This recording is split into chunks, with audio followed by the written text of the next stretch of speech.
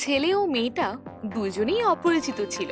ছেলেটি একটা সরকারি কলেজে ও মেয়েটা একটা বেসরকারি কলেজে পড়তো। কিন্তু কলেজ দুইটি ছিল পাশাপাশি। ছেলেটি মেয়ের এক ক্লাস সিনিয়র ছিল আর মেয়েটি ছেলেটির জুনিয়র। যখন ছেলেটি চতুর্থ শ্রেণীতে পড়তো তখন থেকে ওই মেয়েকে পছন্দ করত, কিন্তু সেটা কখনোই তা প্রকাশ করেনি। ছেলেটা ওই মেয়ের বাড়ির আশেপাশেই ঘুরতো মেয়েটাকে দেখার জন্য। এইভাবে চলতে চলতে ছেলেটা মাধ্যমিক এবং বিদ্যালয়ে গেল। 1 বছর পর মেয়েটাও ওই একই বিদ্যালয়েই ভর্তি হলো।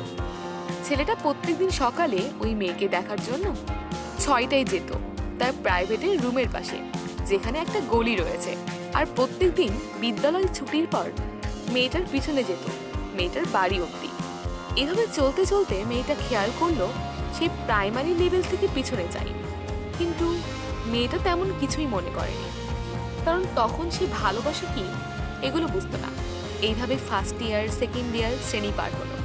যখন করোনার জন্য 2020 সালে কলেজটা বন্ধ হয়ে গেল, তারপর ছেলেটি মেয়েটিকে আর কখনোই দেখতে পারতো না, কারণ মেয়েটা তার বাড়িতে থেকে বের হওয়া বন্ধ ছিল, কারণ তার পরিবার বাহিরে ঘোরাঘুরি একদমই পছন্দ করতো না। 2020 সালে রোজার ঈদের পর যখন করোনার সংক্রমণ কমতে একটু শুরু করলো, তখন থেকেই আবার তাদের প্রাইভেট শুরু হলো।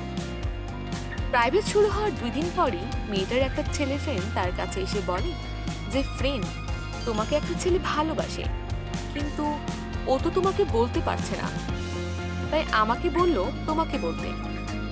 মেয়েটি বলল, আমি রিলেশন করব না, আর তোমাকে কে বলেছে আমি জানি না আর জানতেও চাই না। এই বলে মেয়েটা সেদিন বাড়িতে চলে আসে। মেয়েটার ফ্রেন্ড ওই ছেলেটিকে গিয়ে বলে সে রাজি না। ছেলেটা সেদিন অনেক কষ্ট পেয়েছে। অনেক দিন পর পরের বছর যখন সেই মেয়েটা নিজস্ব ফোন পায়, তখন সে ফেসবুক আইডি খুলে ওই ছেলেটিকেই রিকোয়েস্ট পাঠায়। ছেলেটি রিকোয়েস্টটা গ্রহণ করে। তখন তাদের মধ্যে কথাবার্তা শুরু হয়। কথা শুরু হওয়ার পর এক পর্যায়ে ছেলেটা মেয়েটার কাছ থেকে পরিচয় জানতে চায়। মেয়েটা পরিচয় দেয়।